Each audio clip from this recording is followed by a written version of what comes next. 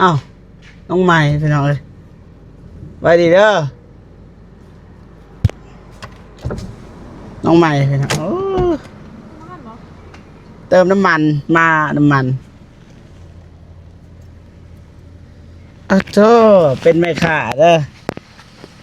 ใส่ไหมนะปลดได้บ่ได้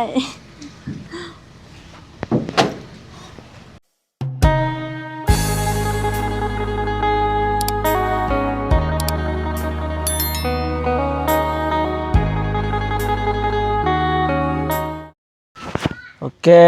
พ่อพี่น้องเนาะเปิดภาพมาอยู่ที่บ้านน้องน้ำหวานพี่น้องเลยมาอัปเดต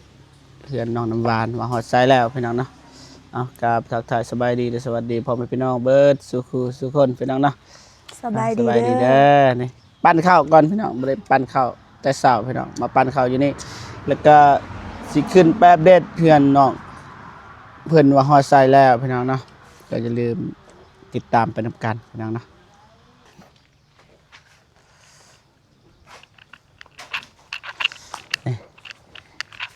เรียบร้อยยังเหลือแต่บาดปองเอี่ยมเนาะบานหน้าต่างใบดีเด้อไม่เท่าเด้ออ่ะเธอดีมีสุขสุขดีมีสุขตัวนี้นี่ตัดออกซะต้องตัดกันได้ปะโดยเอาไว้แคนเสื้อเดี๋ยวค่อยตัดก็ได้บ่เป็นหยังไว้แคนโซ แล้วเพื่อนตัดน้ำลังก็ได้โอ้อันนี้ก็เป็นยังคือเอาไว้ยังสีตัวนี้เอาไว้ซื้อป่ะเนี่ยเอาไว้ซื้อสอนใครตัวเก่ามันบ่ลงอ๋อไว้ซื้อดีและมันเหลือนี่ตัวนี้นะน้องวันใจ โดย มันแตกตัวนี้เห็นอะไรนี่ จักเสียเท่าใดก็จำเป็นให้ป้าไว้จังซี่นี่แต่เอามาซ้อนนี่ สอน ตอกทางไหน สอนได้บ่ถ้าทำใส่กันตรงนี้แน่นั่นแหละเพราะว่ามันบ่ซื้อเลยอยู่นี่มันบ่ซื้อเฮาก็ตอกบังคับตัวนี้มันก็เลยฮะ แม่นมันอัน จะตอกบังคับไปเลยเพราะว่ามันเอียงเพื่อนครัวมันเอียง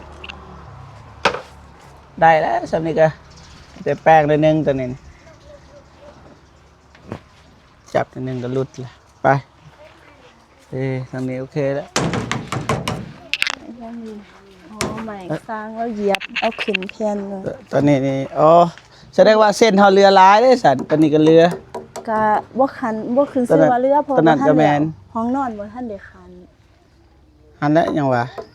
ก็พอดีไปคันห้องนอน คันห้องนอน โอ้ตอกเลยตะปู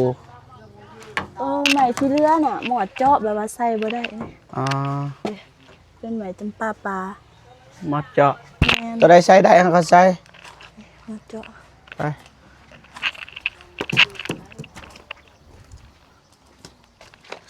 คักแล้วแบบนี้โอเคแล้วโอเคป่ะแบบนี้ โดย โอเคแล้วป่ะ โดย คันบ่โอเคก็สิมั่งซื้อ สนิท บางอีกเฮ็ดอีกโอ้ยนี่ ฝนตก คันมีบรรทัดนี่ขีดจังซี่จวดตัดทิ่มตัวมันเหลือปะมันแบบนี้ป่ะ โดยปะว่าเขาสิอาจสิตัดพอมันอาจสิตัดออกน้ำลังบ่ อ๋อได้ เราแล้วก็สิปะเลยอย่าง มื้ออื่นบ่เจ็บสิซื้อหยังเนาะไปขึ้นไปเบิ่งอีกซะมื้ออื่นเพราะว่าทางไอ้คิดนี่เพิ่นฝากเงินมาให้ซื้อเพิ่มมีหยังแน่ที่บ่พอน้องหวานใจน้องหวานใจจ๋า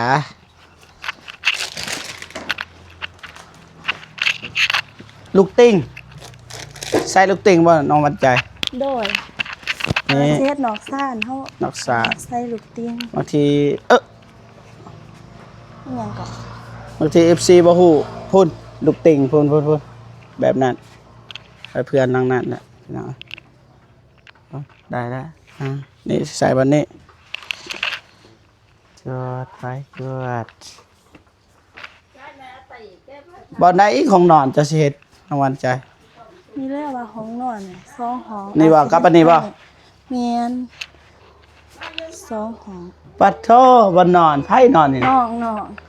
เจ้านอน บ่น้องชายกับเมียเรา อ๋อ เพราะว่าบอนนั่นแหละเสื้อบ่มีบ่นอนแน่ก็เอาตัวเก่าเพราะว่าเราก็บ่ได้นอนตลอด เบิ่งกูสิไปเบิ่งอยู่นี่ตัวนี้นี่มาสอนอีกนี่เฮ้ยก็บ่เป็นหยังเอาแปดมาใช้นี่ก็ได้เด้อ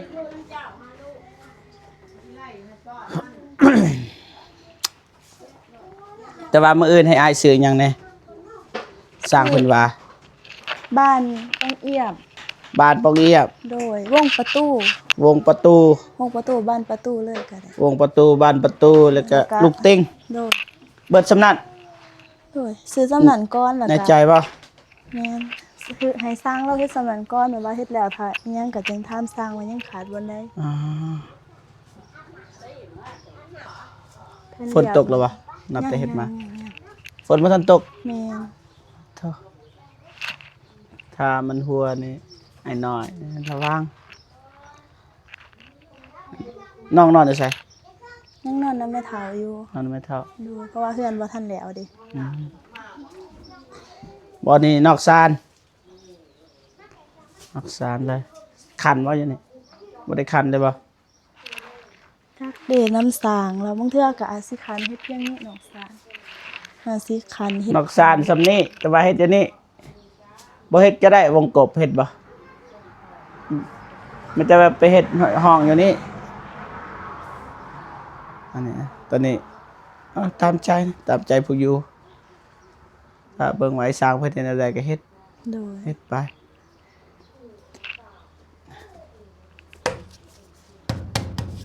แน่นได้เฮือนอันนี้เด้เอาเบิ่งคือบ่แน่นสั้นน่ะมันบ่ตีงแต่มื้ออื่นเด้อ โดย ซื้อมานะครัซื้อมาให้เขาเจ้ามาส่งว่ากันสิเอาเงินให้ไอ้น้อยนำ2 ล้านสิให้ตั้งแต่มื้อนั้นนั่นแหละเงินอยู่นำบ่เจ็บแต่ว่าบ่เจอกัน ตอนเฮามาอ้ายพัดบ่มา อืม มื้ออื่นว่ากันพี่น้องเอ้ยไปไม่แต่ว่าอ้ายสิกลับก่อนได้บัดนี้ โดย ให้กลับบ่ไปมาใหม่ของฝากของตอนมีบ่ นี่ยังมีแต่มักย่อมให้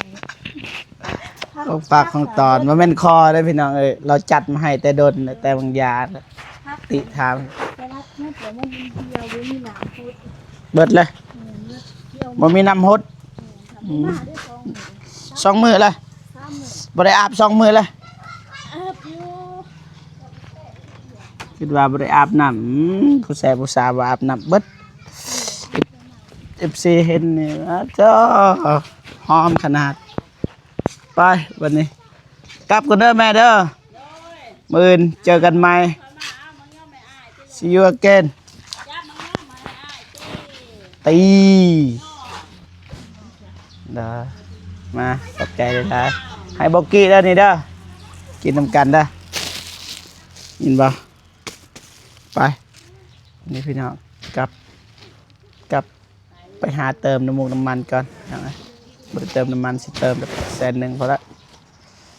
ถามว่ามีเงินบ่มีประหยัดเงินน้อยนะไปหยุดคลิปกันก็ได้ไปพี่น้องเอ้ยเติมน้ำมันก่อนสิกลับบ้านเพื่อกลับไม่ถึงครับ ไปหายเตียงนะขี่รถเตียงเลยวันนี้พี่น้องประหยัดงบช่วงนี้ตา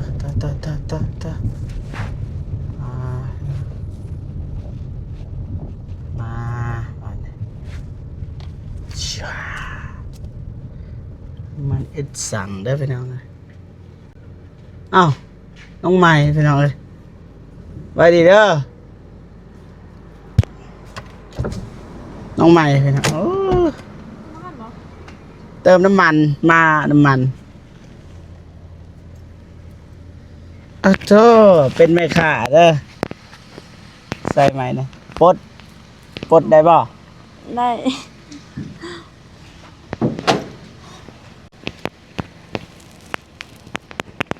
ขอโทษมาขายน้ำมันนี่พี่น้องเอ้ยบ่ฮู้ครับสบายดีอีกครั้งไว้ สบายดีเด้อ ได้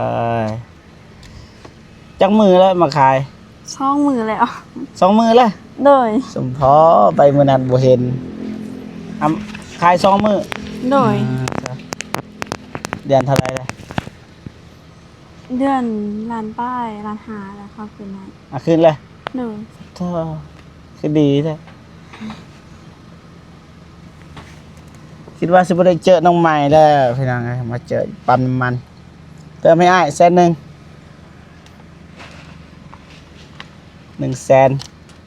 100,000 เหรียญเอาซะเลย เนี่ยมัน เดี๋ยวเอ็ดสั่งเลย แอดสั่ง โอเค เนี่ย ครับบ่ บ่ขึ้น เธอพี่น้อง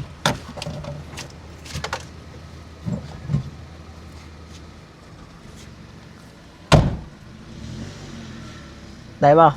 ได้ เออ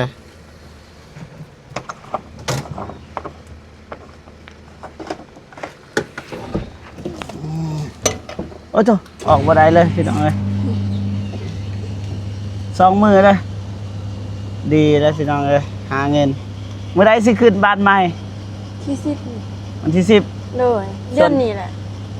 ที่10 เดือนนี้ โดย มื้อนี้วันที่5 วันนี้วันที่หา 6 7 8 9 10อีก5 วัน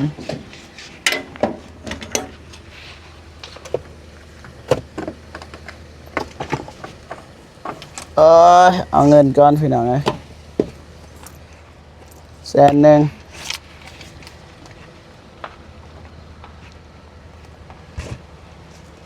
กินข้าวกินน้ำแล้วบ่ กินแล้ว กินแล้วเหรอ โดย เอาค่าน้ำมัน โดย อันนี้ติป ใจ โดยเคยได้บ่ติป บ่ บ่เคย เคยได้มีทหารพันเท่าเดียว 5,000เท่าเดียว โดย นับแต่ค่าน้ำมันมา หาก็มาขาย บ่แต่ก่อนน่ะนะ แต่ก่อนก็ได้อยู่เอื่อยนิดแล้วก็ให้อยู่ อ๋อเอ้ยนิดเอ้ยนู่นน่ะ โดย ได้แต่จังสั้นแหละเพราะว่าอ้ายมีนัดกับไอ้เตียงเพิ่นเด้อ โดย คุยกันใหม่มาใหม่ส่วนว่าจุอ้าย เชื่อมาเด้อ มาเด้อ ไปวันนี้เอาทำงานไปพี่น้องโอ้โตพี่น้องเจอน้องไม้คนดัง เจอคนดังขายน้ำมันพี่น้องมาเติมน้ำมันเลยเจอน้องไม้ไปพี่น้องให้น้องเพิ่นขายน้ำมันอย่ากวนเพิ่นได้หรอกพี่น้องได้ปะมาเติมน้ำมันอยู่นี่ใกล้ๆเชิญน้องน้ำหวานอยู่นี่ประมาณอยู่500 เมตร600 เมตรนี่แหละก็ฮอดเทือนน้องน้ำหวานเติมน้ำมันเด้เทือนน้องน้ำหวานเห็นเลยพี่น้องพูนเห็นบ่หลังสีใกล้น้องน้ำหวานเล่นมาเติมก็ได้พี่น้องว่ารถข้างหลังไปไปพี่น้อง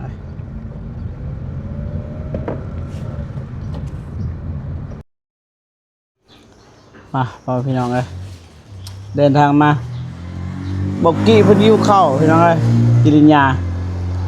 บอกกี้เพิ่นมากินข้าวกินน้ำก่อนแล้วก็สิไปเจอไอเตียงก่อนเพราะว่าทางไอเตียงเพิ่นก็กำลังกินข้าวคือกันพี่น้องนะแต่ว่ารอทาก่อนเราก็กินข้าวแล้วก็ไปเจอไอเตียงต่อพี่น้องเลยนี่รถคันเดิมพี่น้องรถเก่าคู่ใจสิไปเปลี่ยนรถไอเตียงพี่น้องเอ้ยตอนนี้ก็นั่งง่อยเงาหิวเข่าเลยดีบ่เจ็บก็สั่งก้อยหมูกับข้าวเบิดเท่านั้นทำมาแซ่บมันก็สุดยอดแล้วรอท่าก่อนพี่น้องเอ้ยประมาณนี้พี่น้องก็สิเดินทางไปหาไอเตียงว่าเขาสิไปทางใดสิไป เดือนน้องน้ำฝนอ่าไปทางทุ่งหวายก่อนนะเดี๋ยวว่ากันไปหาน้องน้ำฝนแล้วไปหาไผออกกันไหมยังไงเราท่าเนาะอยู่กับน้องน้ำหวานก็ปั้นข้าวอยู่หน่อยหนึงกินสมทางน้องน้ำหวานเพิ่นว่าสิไปซื้อแนวกินแต่ว่าเฮาก็บ่อยากรบกวนพี่น้องแต่ว่าบอกน้องเพิ่นว่าเฮาอิ่มที่จริงเฮาก็หิวแต่ว่าบ่อยากรบกวนเพราะว่าน้องเพิ่นก็มาแต่เวกแต่งานนะเพราะว่าทางบ่เจ็บกับบ่ขี้ก็มาท่าโดนเติบพี่น้องประมาณชั่วโมงหนึงแล้วก็รอท่าพอดีว่าสิเดินทางกลับเพิ่นน่ะพี่น้องไงแต่ว่าน้องเพิ่นมาเลยถ่ายคลิปก็กินข้าวหน่อยหนึงพอดีบังเอิญไปเจอน้องใหม่พี่น้องน้องใหม่เพิ่นก็มาขายน้ำมันอีกแล้วพี่น้องเอ้ยหาเงินวันที่10ขึ้นบ้านใหม่ของน้องเพิ่นพี่น้องน้องเพิ่นก็ชวนอยู่พี่น้องน้องยาแต่ว่าบ่ฮู้ว่าเฮาสิได้ไปหรือบ่เดี๋ยวว่ากันพี่น้องนะแต่ว่าตอนนี้แน่ๆก็พุ่นละมากินข้าวพี่น้องเมนู